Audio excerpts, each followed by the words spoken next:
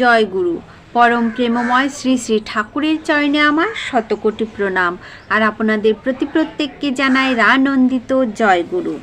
আজকের আলোচনা প্রসঙ্গটি করব যে আমরা মানুষ, আর আমাদের যে আনন্দ কেড়ে নিয়ে আনন্দটা যে কি করে হারিয়ে যায়, কেন হারিয়ে যায়, কি করে আমরা সেই আনন্দটাকে খুঁজে পাই না।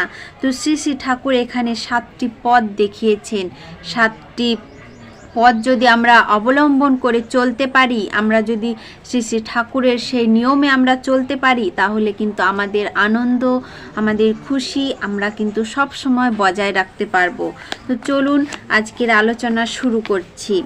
লাটু মহারাজ বলতেন, সরল না হলে আনন্দ মেলে না। সচ্চিদানন্দ ঘন বিগ্রহ রূপ শ্রী শ্রী ঠাকুরও ছিলেন সরলতার মূর্ত প্রতীক। তাই তার চারপাশে যা কিছু বাঁকা তাকে বুঝতেনও অনায়াসে। সরল, স্পষ্টভাষী, মিষ্টভাষী বলেই তিনি প্রাণ খুলে হাসতে পারতেন। মন প্রফুল্ল থাকলে কাজে জোর আসে।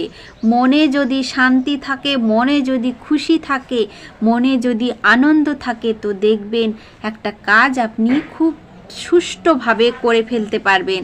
আর মন যদি আপনার অসন্তুষ্ট থাকে, মনে যদি আপনি সুখ না পান, শান্তি না পান, তাহলে দেখবেন কোনো কাজই আপনার সুষ্ঠুভাবে হবে না। তাই শ্রী শ্রী ঠাকুর 7টি বিষয় বললেন, 7টি পয়েন্ট বললেন। কি সেই 7টি পয়েন্ট? চলুন আমি আপনাদের বলে শোনাচ্ছি, অবশ্যই শুনবেন।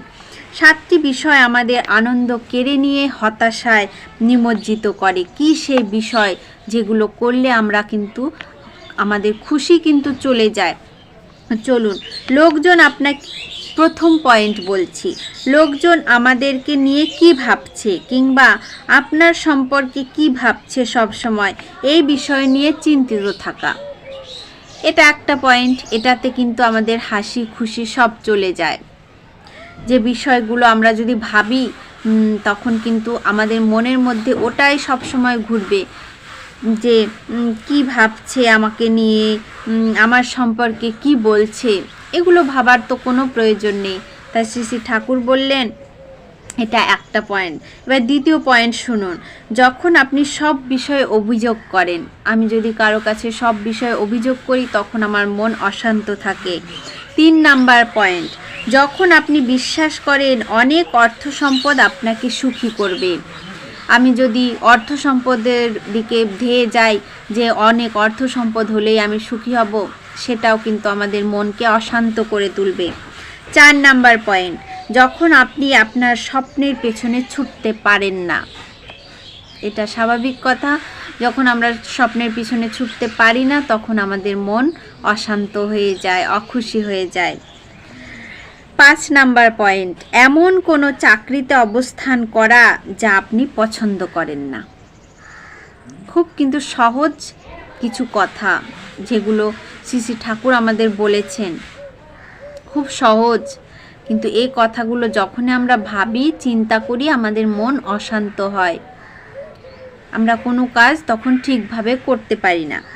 6 নাম্বার পয়েন্ট, যখন আপনি ভুল জীবনসঙ্গী বেছে নেন। এটা কিন্তু সবচেয়ে ইম্পর্টেন্ট, ভুল জীবনসঙ্গী বেছে নেওয়া।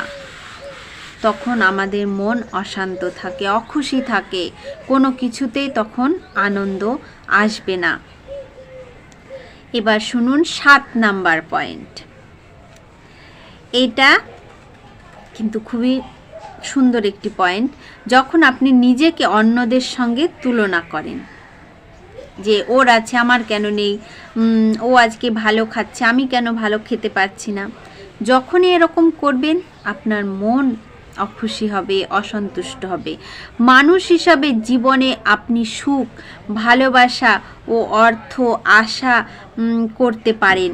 কম বা বেশি হোক, আপনি সুখী হলে পৃথিবী হবে আপনার কাছে সুন্দর। শেষটি এর মধ্যে সবচেয়ে কিন্তু গুরুত্বপূর্ণ, যখন আপনি নিজেকে অন্যদের সঙ্গে তুলনা করেন। প্রসঙ্গত একটি ছোট গল্প আছে, আমি সেই গল্পটি আপনাদের শোনাচ্ছি। একটি কাক খুব সুখেই বসবাস করছিল। একদিন যখন সে একটি রাজহাঁস দেখল, তার মনে হলো রাজহাঁসটি খুব সুন্দর, সাদা ধবধবে, এবং আমি খুবই কালো এবং বিশ্রী। ওই তোতা পাখিটি অনেক রঙিন এবং আকাশে উড়তে পারে, কিন্তু আমি খুব মলিন। এই ময়ূরটি খুবই সুন্দর এবং আমি খুবই কুৎসিত, যে অবশ্যই সবচেয়ে সুখী একটি পাখি। ওই যে বলেছে অন্যদের সঙ্গে তুলনা করা, ও খুব সুন্দর, ওর জিনিসটা খুব ভালো, আমি যদি তেমনটা পেতাম, এমন মনে কিন্তু আমাদের প্রশ্ন আসে। ময়ূর ভাবল, কাকটির দিকে তাকাও, সে মুক্ত এবং সারাদিন উড়ে বেড়ায়, যখন আমি খাঁচায় বন্দি থাকি। তাই প্রতি মুহূর্তে আমরা অন্যকে নিয়ে ব্যস্ত থাকি, কোথাও না কোথাও কেউ না কেউ আমরা আমার যা আছে তা পেতে চায়। নিজের যেটুকু আছে সেটুকু নিয়ে কৃতজ্ঞ থাকলেই জীবন আনন্দময় হয়ে উঠবে। নিঃস্বার্থভাবে অপরের মঙ্গল কামনায় সেই আনন্দের উৎস। একজন উদাসী মানুষের মুখে যদি হাসি ফোটানো যায়, তবে সেটাই জীবনের পরম প্রাপ্তি। তাই আমার যেটুকু আছে সেটুকু নিয়ে যদি আমি সন্তুষ্ট থাকতে পারি, অন্যের সঙ্গে যদি আমি নিজেকে তুলনা না করি, নিজে যদি এটা নিয়ে সুখী থাকি, তাহলে আমরা কিন্তু প্রকৃত সুখী হতে পারবো। জানি না আমি ঠিকমতো আপনাদের বোঝাতে পারলাম কি না। শ্রী শ্রী ঠাকুর এমনটা বলেছেন। এগুলো যদি আমাদের মাথায় ঘুরপাক খায়, তাহলে কিন্তু আমরা একদম প্রকৃত সুখী হতেই পারবো না। তাই যদি আমরা প্রকৃতভাবে সুখী হতে চাই, আমরা যদি শান্তিতে থাকতে চাই, এই যে 7টি পয়েন্ট, এগুলো আমাদের বাদ দিতে হবে, এগুলো আমাদের মাথায় আনাই চলবে না।